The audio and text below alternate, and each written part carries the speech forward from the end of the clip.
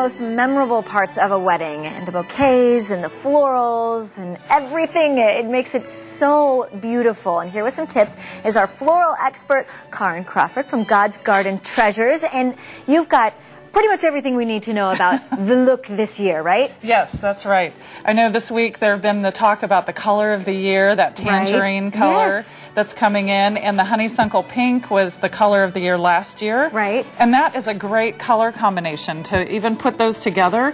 For brides these days, it's all about the color. Yeah. It's all about personalizing, as we heard with the invitations. Exactly. And, yes. And so what we tried to show, the peonies are still hands down the favorite going into the season. I'm considering the peonies because they were in my grandma's wedding, and they're so pretty. They're vintage, they're soft, they're romantic. And here we have a few other flowers. The ranunculus that has that same soft texture, a little smaller. Right. And the ranunculus make great boutonnieres because the guys don't want a big honkin' flower on their shoulder. Unless sometimes they're you have to football consider players. the guys. That's right. And then the soft roses that just open up. There are some David Austin and garden roses that substitute for peonies if they're not available or if they're a little out of your budget, because the peonies are one of the most expensive. They are. Oh, yeah, except for in July when it's really hot here. Okay, July, got it. And then this is just the green continues. It's been a great color the last few years. It continues to be very popular because it's fresh and it brings a brightness and a spunk. And so for those brides, vibrant. Yes. Yeah. For the brides that are really spunky, vibrant, want a lot of energy in their colors, great color combination. Yeah, and I just went to a wedding that was all white, black, and green, and it just it pops. Yes. It looks really good. Now, I love these bouquets because you have little embellishments. Yes. Same word.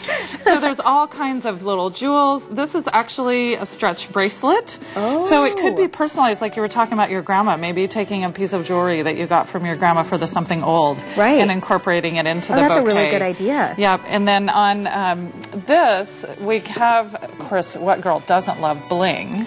I'm guilty of that. I love some bling. And so we can pop bling up into the flowers, or we can then take it and wrap it around and just add a fun embellishment to the wrap.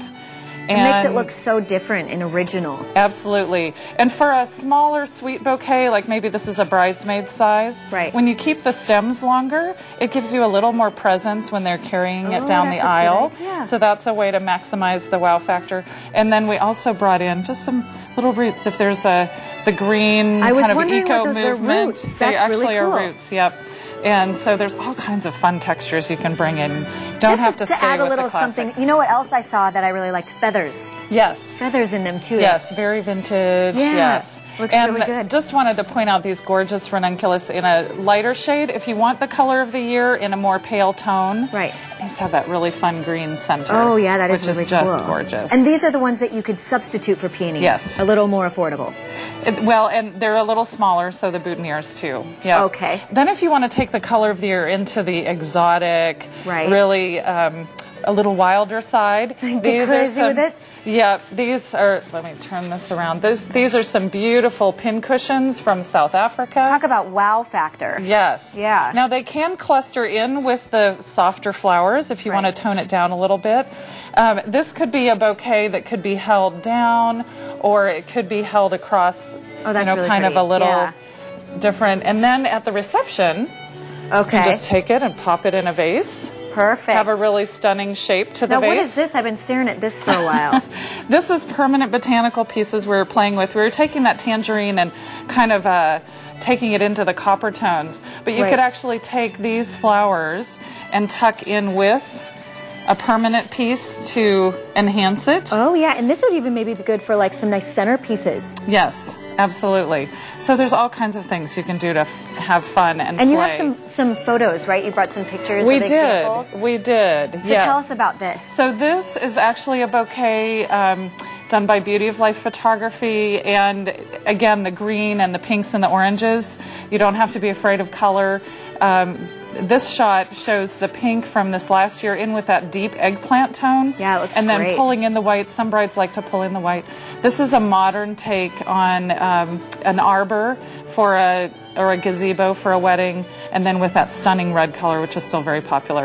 Right. And then this shows some groupings of flowers where you can take, instead of having one centerpiece, have smaller groupings on the table for a kind of a tablescape effect. Idea. Yes. Oh, so many options. Yes, Karin. there are. And I've got plenty of tips on my blog about how to budget for your wedding and all kinds of questions that people have. Or they can ask on our Facebook page and we'll answer them. Good. Thank you so much, Yes. Karin. If you want all the information on how to get those tips to her blog, check out our website at azfamily.com/yourlife.